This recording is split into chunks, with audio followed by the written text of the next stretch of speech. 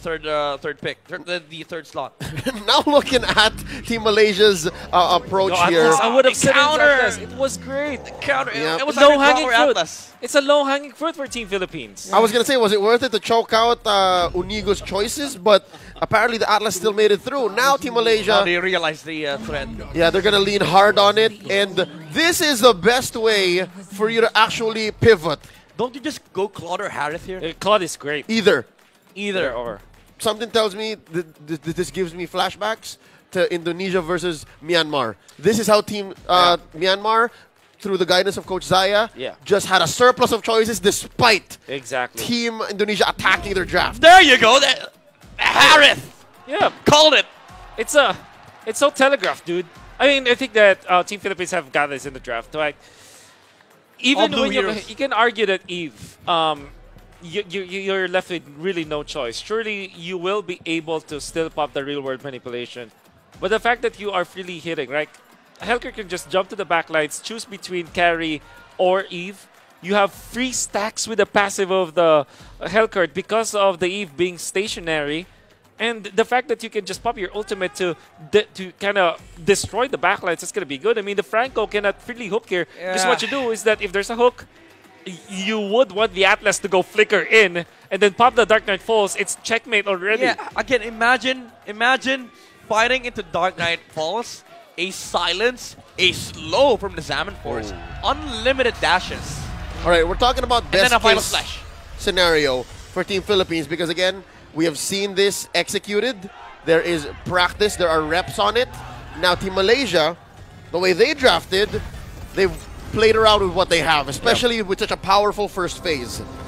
We'll see how they execute. We'll see if they're able to take it far enough. Well, what a start. What a start. Again, Zorn, you need to land those hooks. Much needed the entirety of the game. Well, it's kind of forgivable for Philippines to do that because they did just see Eve from the bottom lane, so they were kind of like putting some pressure on Zorn. They're not willing to actually do the XP support thing themselves. Wait. Yep. He's letting Unigo take level 2. No. Let's address the elephant in the room. It's not the swap that we were expecting. Another hook. Okay. It's Momo, the Martis on the XP lane. That's actually what I was looking at. But, of course, with all of the posts that's happening in the middle, you can see that Team Malaysia will be relying on perhaps what made them very successful in way before. It's like they're put in a spot where, okay, we have a bag of tricks in a deep pool of bag of tricks. This time, okay, Martis onto Momo. It's a decent laner against Arlott. However, I worry about the Fredden against Hellkirk. That's what we are seeing right now. Chibi, his initial rotation onto the XP lane, actually, now he had to TP out, so that's not really a good sign. Well, good news, bad news.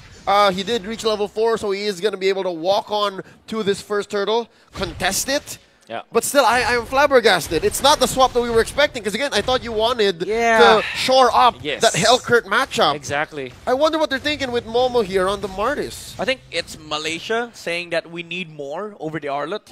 Because the Fredden against Arlott, you're just allowing Arlott to scale up. With Martis, you can actually disrupt the Arlott, especially with the flicker on Momo. He can actually do some damage on the back line. Momo already starting with some pokes onto Canon, but Arcangel actually gets into a top lane. Legitiano, telegraphed, you know that the Hive is going to win. And he wins nonetheless. Onto the turtle fight. That's going to be the Hellcurt to secure that turtle. Unigo with the Fatal Links. Momo out. They want to go for more. Chibi low. He'll be chased down by Canon. He knows that his ultimate is going to be cooling down in just a little bit. Pokes might be there. Canon going to be thwarted by Izanami. Final slash connects. Saison actually misses the jump. And that meant that Zorn will land the hook. Malaysia finds something out of that team fight. Was limit testing. I'm pretty sure he was just going off of instinct and as well adrenaline, being one game away from taking home a gold. I was going to say, is Arcangel happy with the decimate in that last team fight? I think he jumped onto someone with it. Yeah, you know, Philippines, they have so many skills to cover the turtle. Dark Knight Falls, Fatal Links, and Rekishan with the solo kill on top lane. That's actually crucial. I love the battle spell choice here. Flicker, you need to play aggressive against Malaysia. If you play passive, we saw that matchup earlier, yesterday with Carry playing more aggressive than the Harith, they would just take it to late game. So Philippines, they recognize the fact that they have to play fast here, because if they don't, you're playing into Carry territory. Which is basically Team Malaysia with their change of pace and their change of priorities. Philippines just answered back! There is the Fatal Links, and there's the hook to counter Unigo. Unigo gonna be down for sure. Kanon wants to go for a fight. Actually, deals enough damage to Izanami. Helkert pops the ultimate, and now they have found the opening onto Sword. They want to transfer to the Franco, but it comes GB to defend. Up top, a solo kill coming out from the Harry. Misses with a touch from Kanon, and now they get a kill. Saison with the burst. Now Momo gets one with the decimation, runs away into safety. Philippines finds 2 kills. Again, just to put it into context, anecdotally, if you are a Martis and you have a Mortal Coil and you have those dashes stocked up in a Decimate and then it goes Dark Knight Falls, that's miserable. That is a sad 2 seconds for a Martis that could have snowballed. Unigo, though, on the top lane, they're not letting any breathing room for this Carry. Oh, Zord still wants to go for the hook. Very bold against Team Philippines. They are able to defend for now, but the turtle is going to be controlled by Team Philippines. Saison and Regishano, they're having fantastic game here on very important cores as well on the side of Philippines. Kanon! Kanon wants to initiate. Final Stash not gonna hit. Inigo looking for an angle for the Fatal Link. Saison holds on, pops the ultimate and the silence, and they get Retribution. Now they gang up on to the Frederick. Frederick goes out. My goodness, Saison, he knows how to use the Helker to a different dimension now. And you know what? That Dark Knight Falls, it's not just silence over Chibi, just make sure that he does not dash away. That's also disable on the Retribution. You're not going to be able to use it. And then Nigo flickering in, just to be able to ensure the kill onto the Fredrin. As if it wasn't bad enough, you also cannot even see what's around you. You don't know how many opponents are there. I mean, you can remember, right? But also, check it out. Throughout the chaos up top, Malaysia able to push a turret down bottom. Yeah. So, kind of like the game from Philippines and game number 1, game number 2, you do the resource trade. But Philippines is just getting more. Rekishano already has Feather of Heaven. 5 minutes, 12 seconds. And they transfer into the mid lane. So this could be good for Team Malaysia, as it means that it might be able to threaten for a top turret push. But Team Philippines, Dark Knight Falls, they jump on the Eve, they have the silence, they take it out. Izanami, now Chico guys, left in no man's land, he's taking out the Fatal Links, connects up to 1. And that is surely a kill, a double even for Saison. Team Philippines using their kit to maximum efficiency. You see how Unigo held on right before the very last minute? It was like Unigo knew that Purify would come out from Chico guys. Oh, the final slash has to commit the flicker, but now they found an even better target. Jungler out for Team Malaysia. Philippines on a roll. Midnight, this is the fastest we've seen Team Philippines go all series long. That Cyclone Eye play. Yeah, you were saying. How did they decide to clutch this quickly? Was it all because of the draft, or did they just say, let's do it? Well, they are going to be doing it. Look at the kick on to Kanon. He's going to be taken out for now. Saison going to be controlled. Uses the life steal to take on Izanami to stay alive in the silence. On the zone meant that there will not be anything afterwards. They lose. Kanon, however, as they were taken out by Team Malaysia. But that means that Philippines will control this turtle once more. Terrified, Fatal Links, all of the control was there and the damage. Oh my goodness, Chibi just can't find an opening.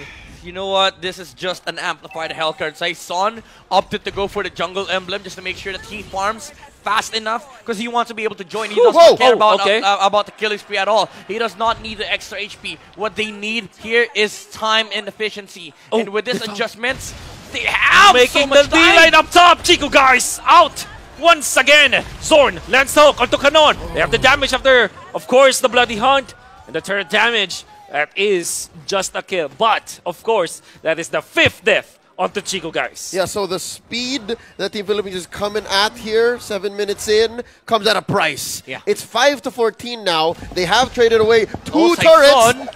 And yeah, Team Malaysia here trying to catch Saison off guard. Small win, because again, they forced the ult, and then they got a Little Wanderer. A minute away till Lord. I'm wondering, how is he going to reach critical mass? How is Team Malaysia going to replicate the same late game potential that they had in game 1 and 2 if Chico guys is saying, as you put, 5 deaths now? Yeah, it's kind of a passive lineup as well. Like, you don't have the best kits in terms of protecting the carry. And your main problem, it's not even the Hellguard. Rekishano, the Harith, And another problem. Up top, Chibi lands the good taunt onto Canon, but that means that Philippines will just clear out the minions and take out the turret up top. You know, the biggest power spike that Malaysia will have to face is the Holy Crystal pickup that can't come out from the Harith. Yep. So much damage, so much magic damage from Team Philippines. And Saison will now have the ultimate. That will be 20 seconds before the next Lord, or the first Lord of the game. Malaysia, they need to reach the late game for sure. Once again, they'll have to rely on their defense. Everybody else from Team Philippines are just sweeping all the bushes now so that they will know that there will be no defense whatsoever in Team Malaysia. Hard to fight into this as well. Oh, Canon!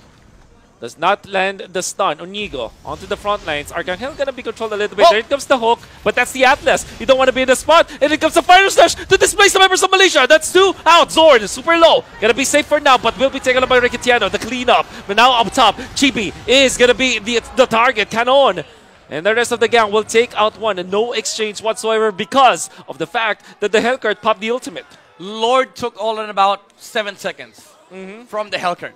Just him. Just him. This is the power of the Jungle Emblem on Hellcurt and the amount of damage that he has right now. And mind you, Malaysia fought into that. They started their own terms, and Philippines still came out on top. That was because of the gold lead. This is just the sheer gold difference between both sides. And Harith was so big as well. He was hitting 1,500 magic damage per hit. One might wonder what the call was because, yes, Sorn did get a great hook, but before that, Momo was actually spotted by Arcangel. Exactly. It was Arcangel who bush-checked Momo, and I'm guessing there should have been some communications, right? It's very similar situation as this one, but as you said, Midnight, it was off of the back of Riquitiano's Harith. He loves those tight spaces where the Zaman Force is basically half the battlefield. Look at Inigo. Look at Inigo. The Eve pops the ultimate, but they want to go for a play. From Inigo, catches 2 with the Fatal Links, and now depth damage. Hellcurt pops the ultimate so that there will be no vision, and they take out more. GP out, the turret up top, super duper low. Even after the holy defense, it will not be enough to clear out the minions in top and in middle. What a DPS is going to be enough. The deadly poison stinger to end the life of Malaysia for now. No minions, but it will be enough. Riquitiano finish it up, and that's gold for Philippines once again. 3 years straight, the Philippines have been on top of the Seagames in Mlbb. Earlier this year, they took the World Championships, and now, with Arcangel taking his 2nd gold medal in his career, the Philippines stands tall. GG, well played to Team Malaysia.